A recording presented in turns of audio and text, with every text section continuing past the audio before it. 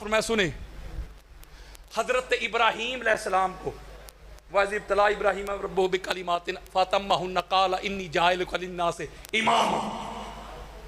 جب حضرت ابراہیم علیہ السلام کی اللہ نے آزمائشیں کی، آگ میں ڈال کے آزمائش کی، بیٹے کی گردن پہ چھری چلا کے آزمائش کی، مال خرچ کروا کے آزمائش کی، جب 100 نمبر لے کے حضرت ابراہیم علیہ السلام رخرو ہوئے، کامیاب ہوئے، تو پھر اللہ نے کہا نا اب تجھے امام بناتے ہیں۔ نہیں سمجھ رہے میری بات؟ آزمائشیں دے کر حضرات گھر میں بیٹھا بیٹھا کوئی امام نہیں بنتا۔ اوئے ہوئے ہوئے حجرے میں بیٹھ کے نمازیں پڑھ کے کوئی امام نہیں بنتا، حج عمرے کر کے امام نہیں بنتا۔ اللہ قرآن میں کہتا ہے امام وہ بنتا ہے جو میرے راستے میں آزمائشیں برداشت کرے۔ آج تجھے بتاؤں علی سے کہ محمد مہدی تک، اوئے ہوئے ہوئے جب بھی اللہ کے دین پہ کڑا وقت آئے، مشکل وقت آئے، آج تجھے بتاؤں گھر میں بیٹھے ہوئے کون تھے اور اللہ کے دین کے لیے قرآن کو بچانے والے کون تھے، نماز بچانے والے کون تھے، اذانیں بچانے والے کون تھے، اسلام بچانے والے کون تھے، دین بچانے والے کون تھے، بچڑے قربان کرنے والے کون تھے، گردن قربانے والے کون تھے، پہلے سے لے کے 11ویں تک اللہ کی رضا کے لیے اپنی گردن پیش کرنے والے کون تھے۔ حضرت جی امام وہ ہے، قرآن کی نص دے رہا ہوں، جب اللہ کو ضرورت پڑے تو گھر میں نہ بیٹھے، اولاد بھی قربان کر دے، بچڑے بھی قربان کر دے، مال بھی قربان کر دے، اپنی گردنیں بھی پیش کر دے، وہ ہے امام۔ اوئے ہوئے وہ میں لڑائی کر رہا ہوں، میں جھگڑا کر رہا ہوں، آپ کتب حدیث پڑھ کے دیکھ لیں، کتب تفسیر پڑھ کے دیکھ لیں، کتب سیر پڑھ کے دیکھ لیں، مطالعہ کریں، اسٹڈی کریں، آپ کو سمجھ آ جائے گی کہ امامت کی شرائط کیا ہے، امامت کے واجبات کیا ہیں، لوازمات کیا ہیں۔ قرآن سے ایک اور شرط بتاتا ہوں، سورہ دہر پڑھیں، سورہ دہر، ذرا صلوات پڑھیں۔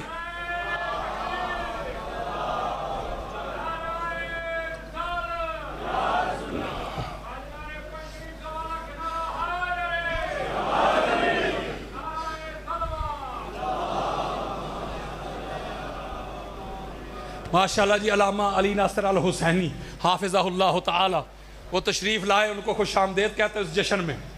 علامہ صاحب یہ جشن ہم نے کچھ 4-5 سال پہلے شروع کیا تھا، تھوڑے سے لوگ تھے، اس کا آغاز کیا، سٹارٹ کیا بانی کی حیثیت سے۔ آج آپ جیسے شخصیات کے تعامل سے دیکھیں اللہ کا کتنا فضل ہوا ہے۔ علامہ صاحب تشریف لائے ہیں، میں نے ان کو زیادہ بٹھانا نہیں، اس کی وجہ ہے لاہور ایک پروگرام پہ میں خطاب کر رہا تھا، علامہ صاحب بیٹھے ہوئے تھے۔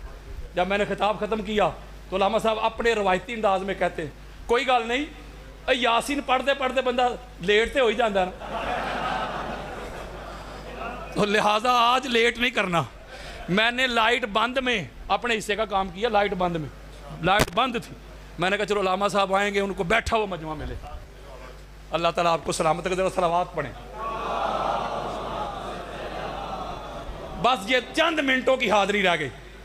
اب اگلی شرط جو قرآن بیان کرتا ہے امامت کی، وہ شرط یہ ہے، سورہ دہر کی آیت نمبر 24 میں اللہ فرماتا ہے فَلَا تُطِعْ مِنْكُمْ عَاصِمًا أَوْ كَفُورًا۔ یہ میں قرآن کی آیت پڑھ رہا ہوں، آیت سنیے گا۔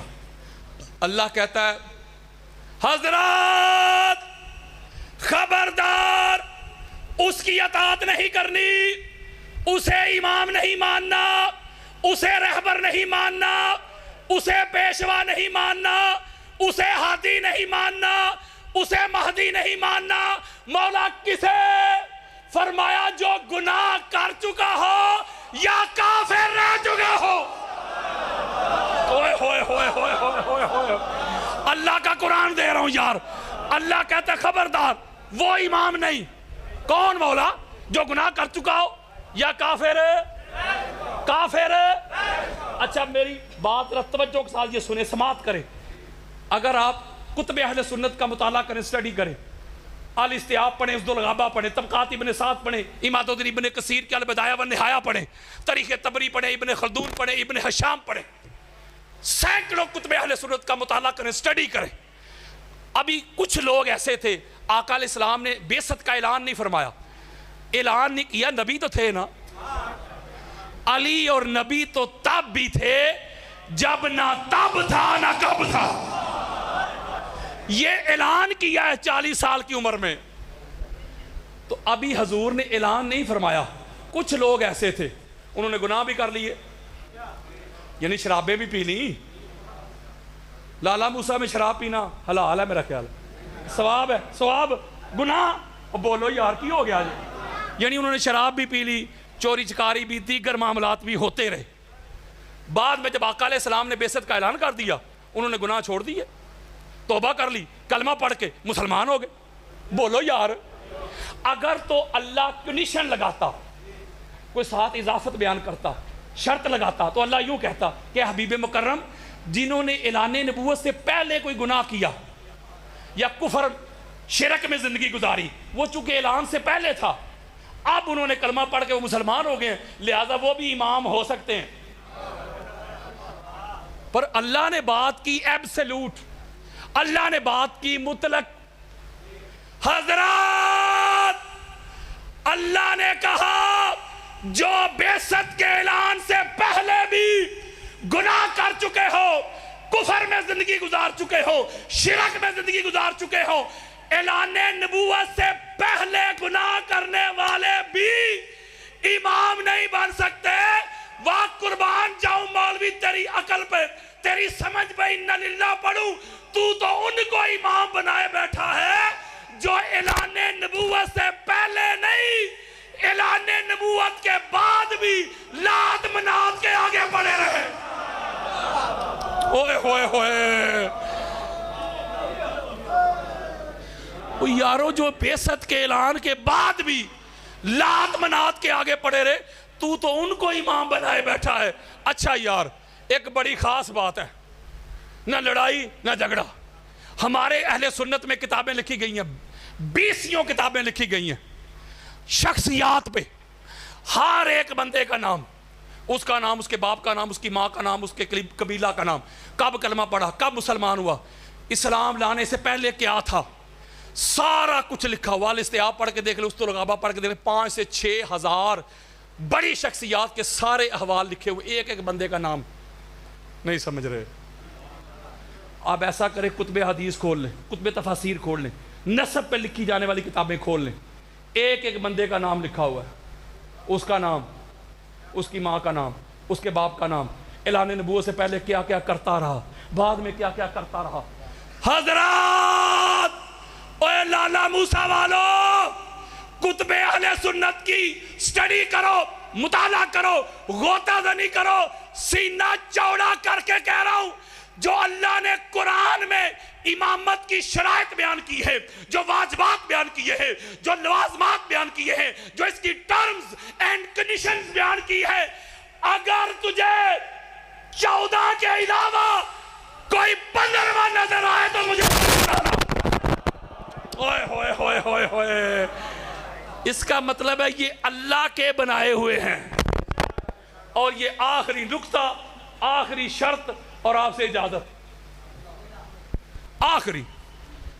آگے سورہ جاسیہ کی آیت نمبر 18 میں اللہ رب العزت نے فرمایا وَلَا تَتَّبِعْ أَهْوَاءَ الَّذِينَ لَا يَعْلَمُونَ، گالی مک گئی۔ حضرات، اللہ رب العزت نے فرمایا میرے بندو، اس کی اتباع نہیں کرنی، اس کا کہا نہیں ماننا، اس کے پیچھے کھڑا نہیں ہونا، اسے امام اور ہادی نہیں بنانا۔ مولا کسے فرمایا؟ جو جاہل ہو۔ نہیں سمجھے یار؟ جو جاہل ہو، جو ایٹ دی سپاٹ، کوئی بندہ کائنات کی بگننگ سے لے کے اینڈنگ تک اس سے آ کے سوال کرے، کویسچن کرے، جو ایٹ دی سپاٹ انہی قدموں پہ ہر سوال کا جواب دے دینا، وہ ہوتا ہے امام۔ اور جسے چھوٹے سے مسئلے کا جواب دینے کے لیے چھوٹے سے چھوٹے سے، وہ چھوٹا کر رہا ہوں یا جسے چھوٹے سے مسئلے کا جواب دینے کے لیے مولوی جی وہ گھر جانا پڑے وہ امام نہیں ہوتا.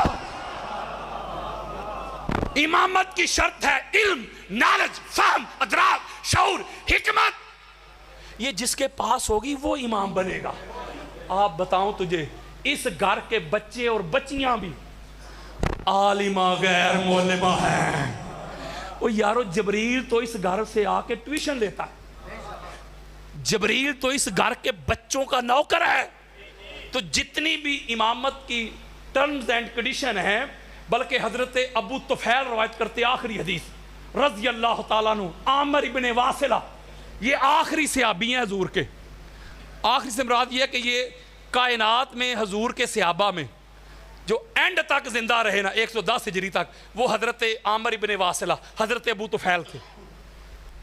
ویسے مولوی صاحب یہ اپنی مرضی ہے نا.